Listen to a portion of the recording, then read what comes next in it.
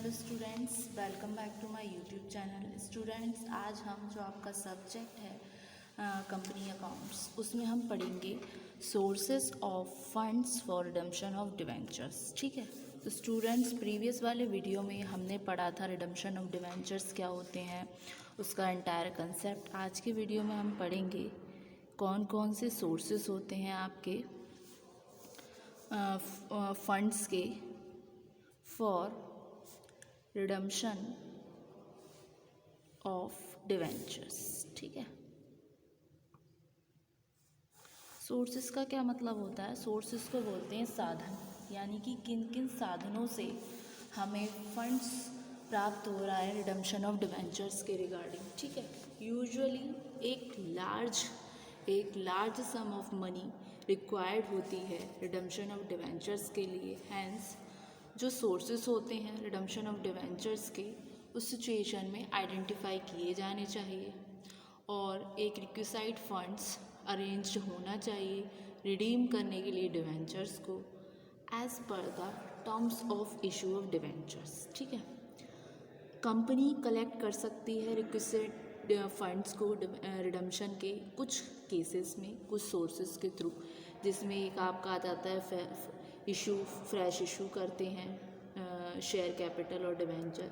दूसरा आ जाता है आपका cumulated profits and sinking fund. Next आता है आपका सरप्लस फंड और लास्ट आता है आपका redemption from realising the assets. ठीक है, तो इनको हम रिटन वे में भी लिखते हैं स्टूडेंट कि usually a large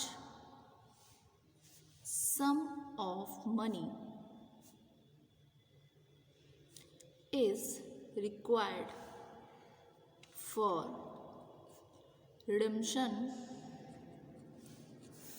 of debentures. Hence, the sources of redemption of the debentures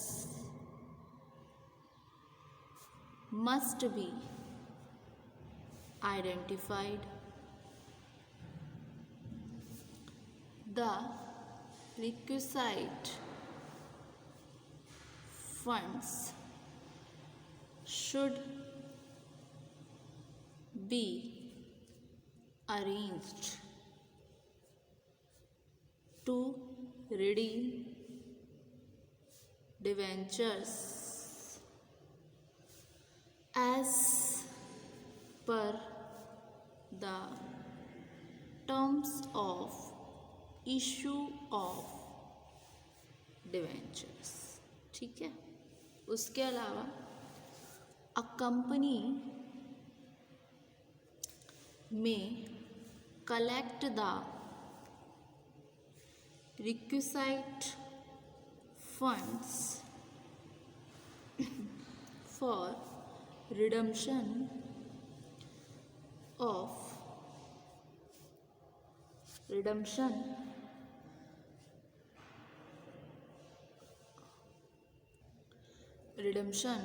for from the following sources.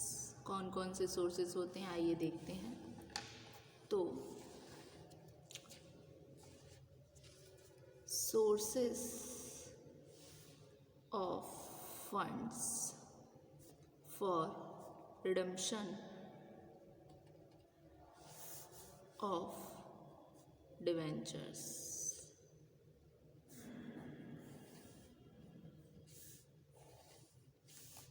ये होते हैं बेसिकली आपके 4 टाइप्स के। फर्स्ट आता है स्टूडेंट आपका fresh issue of share capital and debentures. ठीक है, सेकंड आता है आपका redemption out of accumulated profits and sinking fund next आता है आपका redemption out of surplus fund. उसके अलावा आपका नेक्स्ट आता है स्टूडेंट रिडम्पशन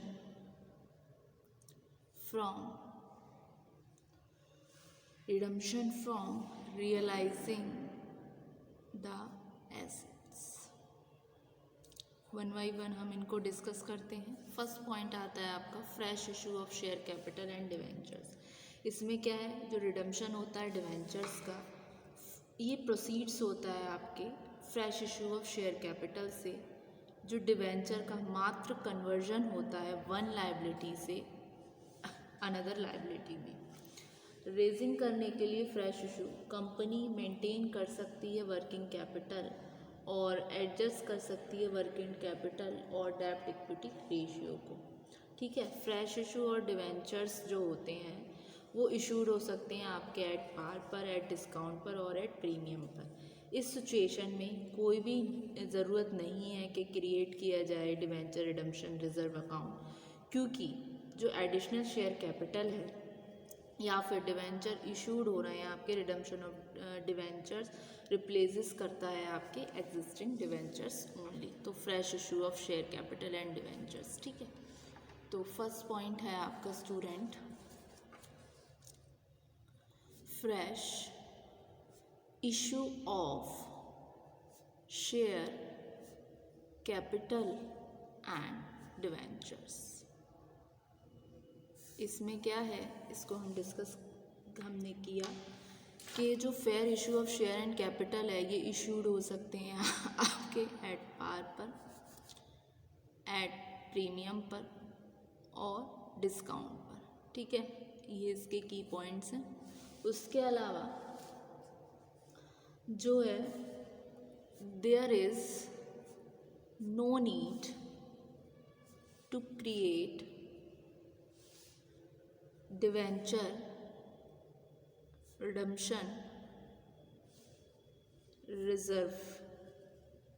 ठीक है, क्योंकि जो एडिशनल शेयर कैपिटल है वो इशूड हो रही है आपके रिडम्पशन ऑफ डिवेंचर के लिए, जो रिप्लेसेस करती है आपके एग्जिस्टिंग डिवेंचर्स को। ठीक, नेक्स्ट पॉइंट आता है student second redemption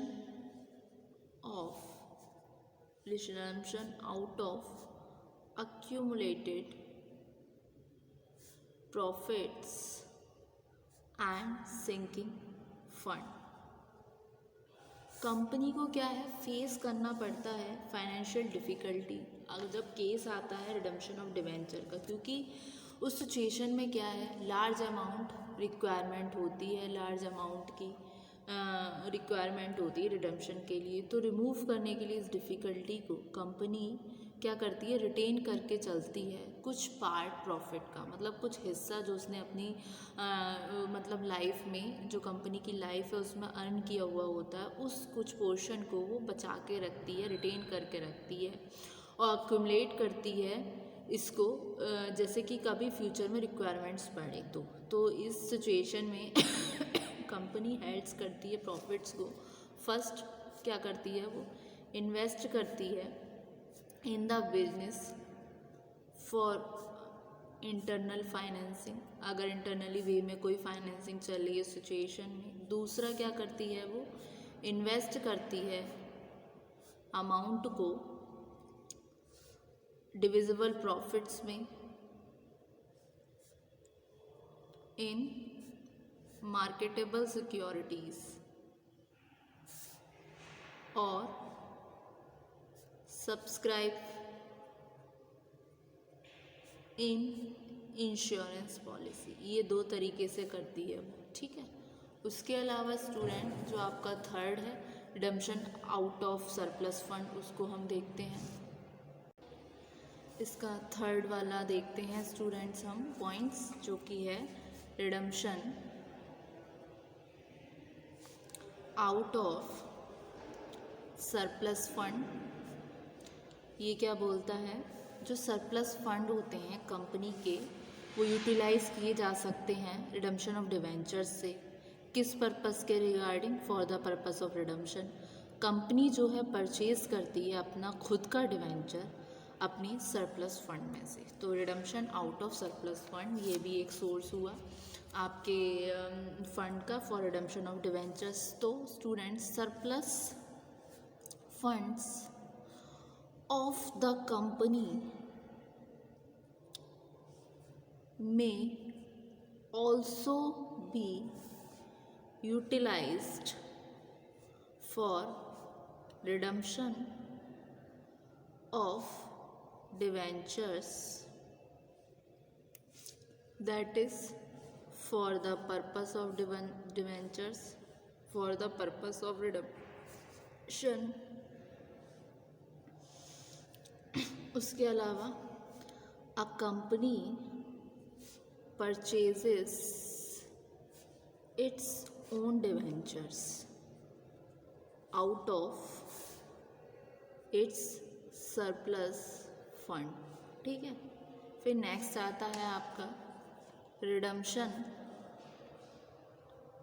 from realising the assets.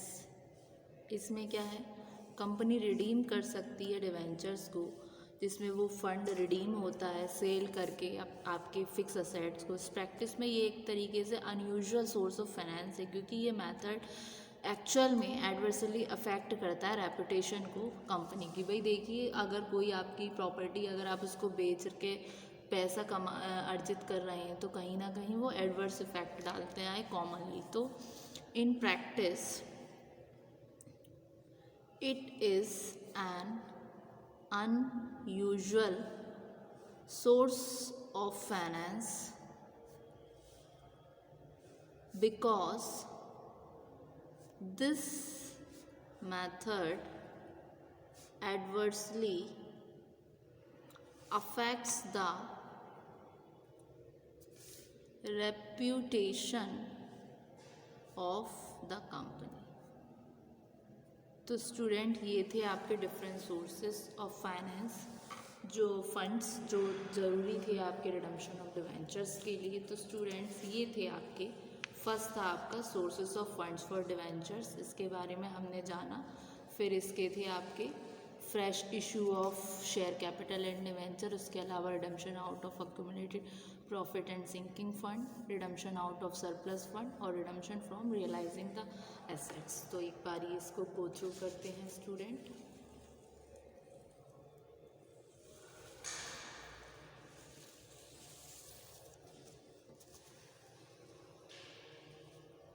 Hope so student आपको ये लेक्चर समझ आया। Thank you very much.